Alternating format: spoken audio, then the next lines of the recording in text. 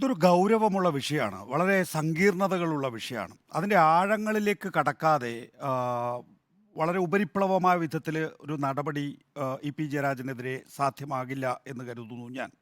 നോക്കൂ, ഇന്നിപ്പോൾ E P Jayarajan, Prakash Javadekar വിഷയത്തിൽ നടപടി സംബന്ധിച്ച ചോദ്യങ്ങൾ വന്നപ്പോൾ എം വി ഗോവിന്ദൻ മാസ്റ്ററുടെ മറുപടി കോട്ട്, എന്ത് നടപടി? നടപടിയെടുക്കാൻ സംഘടനാപരമായ എന്തെല്ലാം കാര്യങ്ങൾ കൈകാര്യം ചെയ്തിട്ടാണ് നടപടിയെടുക്കാൻ കഴിയുക എന്നാണ് ചോദിക്കുന്നത്.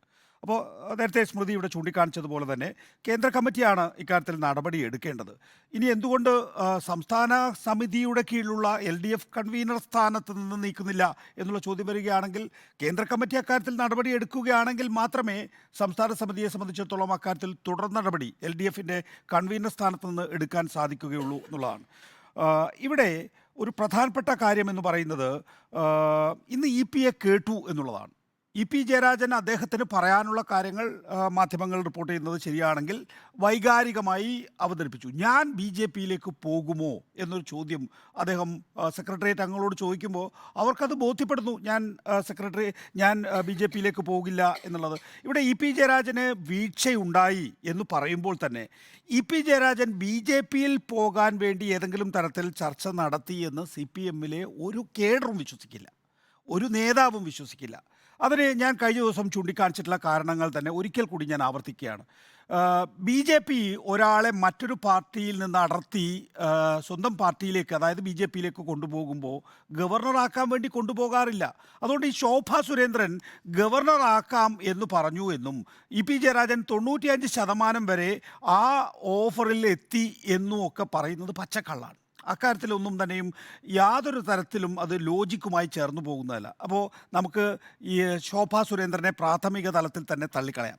രണ്ടാമത്തേത്, ലാവ്ലിൻ സ്വർണ്ണക്കള്ളക്കടത്ത് കേസ് ഒതുക്കി കൊടുക്കാൻ അതും തനിക്ക് മട്ടന്നൂർ സീറ്റ് നിഷേധിച്ച, സംസ്ഥാന സെക്രട്ടറി പദവി നിഷേധിച്ച പിണറായി വിജയൻ്റെ നേതൃത്വത്തിലുള്ള ഒരു ഗവൺമെൻറ്റിനെ സഹായിക്കാൻ വേണ്ടി ഇ പി ജയരാജൻ ആ നിലയിലുള്ളൊരു ഡീലിലേക്ക് പോകുന്നു എന്ന് പറയുന്നത് നമ്മൾ തന്നെയുള്ള കൊടുക്കുന്ന വാർത്തയ്ക്ക് പരസ്പര വിരുദ്ധമായിട്ടുള്ള വാർത്തയാണ് എന്നുള്ളതാണ്. അതുകൊണ്ട് ആ തരത്തിൽ ഏതെങ്കിലും തരത്തിൽ ഇനിയൊരു സംഭാഷണം നടന്നിട്ടുണ്ട് എങ്കിൽ തന്നെയും ആ സംഭാഷണത്തെ, ഇപ്പോൾ നേരത്തെ TG നന്ദകുമാർ ചർച്ചയിൽ വന്നിരുന്നു, ആ സംഭാഷണത്തെ ഇ പി ജയരാജൻ കേട്ട് തള്ളി എന്നാണ് പറയുന്നത്. അയാൾ തന്നെ പറയുന്നത്, TG നന്ദകുമാർ തന്നെ അത് കേട്ട് തള്ളി എന്നാണ് പറയുന്നത്. ഇ പി ജയരാജൻ അത് എന്തോ സംസാരിച്ചു എന്നുള്ള മട്ടിൽ കണ്ടു എന്നാണ് കരുതുന്നത്.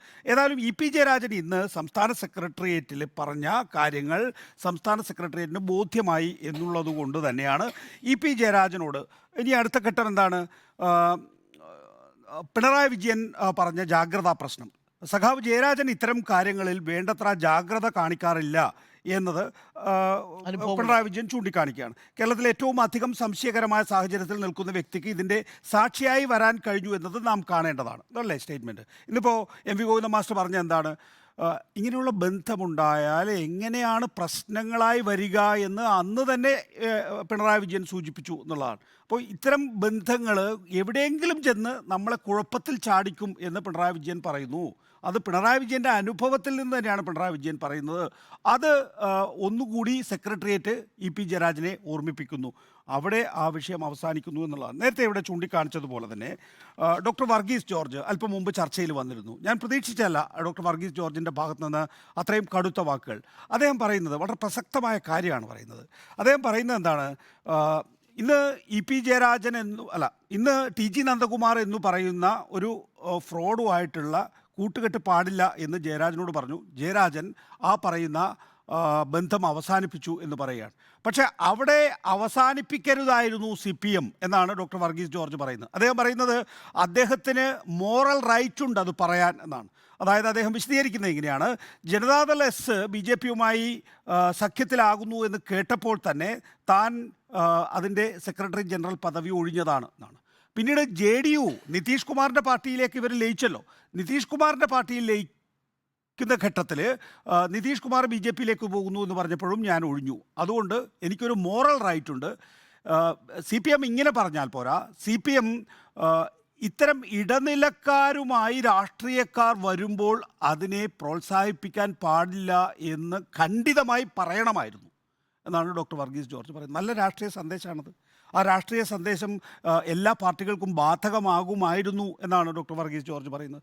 ഞാൻ അതിനുശേഷം ബിനോയ് വിശ്വത്തിനെ ടെലിഫോൺ ലൈനിൽ എനിക്ക് കിട്ടി. അദ്ദേഹം പറയുന്നത്, ഞാൻ ചോദിച്ചു, ഇതിപ്പോൾ CPM-ൻ്റെ മാത്രം സംഘടനാ പ്രശ്നമല്ലല്ലോ, സംസ്ഥാന സെക്രട്ടേറിയറ്റ് എന്ത് നടപടി എന്ന് ചോദിക്കുകയാണെങ്കിൽ അത് CPM-ൻ്റെ മാത്രം കാര്യമല്ല, നിങ്ങളുടെ മുന്നണിയുടെ കൺവീനർ കൂടിയാണ് അദ്ദേഹം. അപ്പോൾ നിങ്ങൾക്ക് നടപടി വേണ്ട എന്ന CPM-ൻ്റെ തീരുമാനത്തോട് യോജിപ്പുണ്ടോ എന്ന് ചോദിച്ചപ്പോൾ അദ്ദേഹം പറയുന്നത്, ഞങ്ങൾ ഉചിതമായ വേദിയിൽ ഈ വിഷയം ഉന്നയിക്കും എന്നാണ്. ഉചിതമായ വേദി ഏതാണ്? LDF സംസ്ഥാന ഏകോപന സമിതിയാണോ എന്ന് ചോദിക്കുമ്പോൾ അത് ഞങ്ങൾ തമ്മിൽ തീരുമാനിച്ചോളാം എന്നാണ് പറയുന്നത്.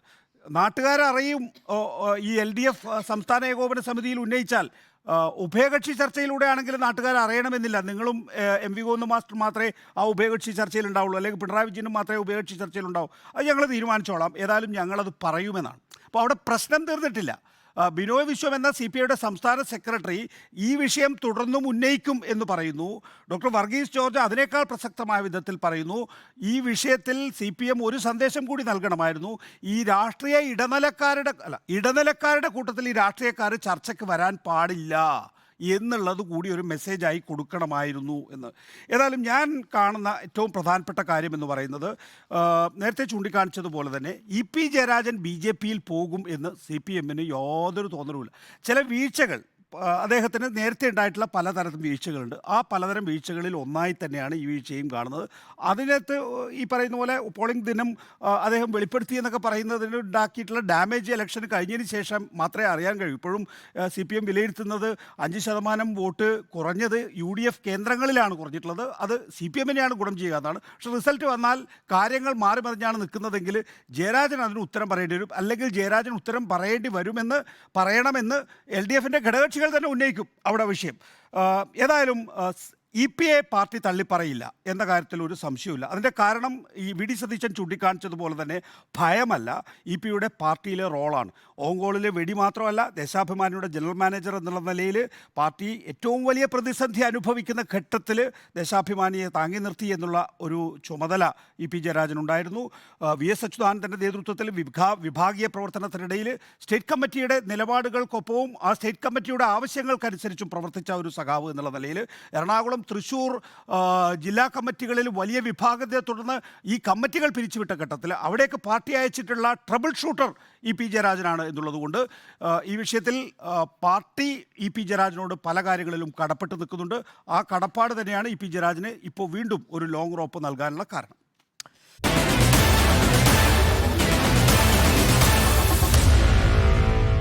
Meet the editors.